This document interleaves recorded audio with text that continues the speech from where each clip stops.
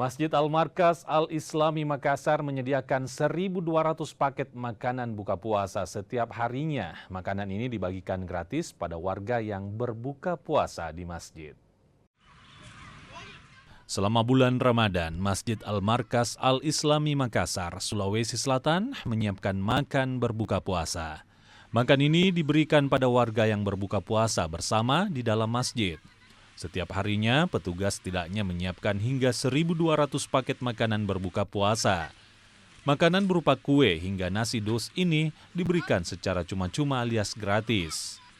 Makanan berbuka puasa ini diberikan sejumlah donatur, termasuk keluarga Wakil Presiden RI ke-10 dan 12, Yusuf Kalla, hingga pengusaha dan pejabat pemerintahan. Hari pertama sudah ada, ya. Kemudian makanan besarnya itu setelah sholat maghrib. Mekanismenya adalah kami bagikan takjir buka puasa, setelah itu sholat maghrib semua ke atas. Pada saat selesai sholat kami bagikan kupon, dan kupon itu yang diambil untuk ambil makanan pokok, makanan utama. Kenapa?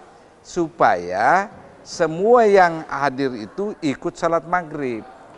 Sebelum-sebelumnya banyak yang datang ambil makanan terus pergi dan tidak sholat maghrib. Nah, sekarang semua sudah sholat maghrib.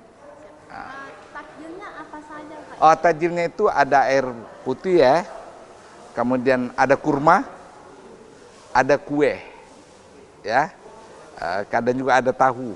Menunya berganti tiap hari. Kalau makanan pokoknya itu ada daging, bergantian daging sapi, daging ayam. Kali ini ikan, dan ada sayur, ya, kemudian ada nasi, ada telur. Buka puasa bersama di Masjid Al-Markas jadi agenda tahunan.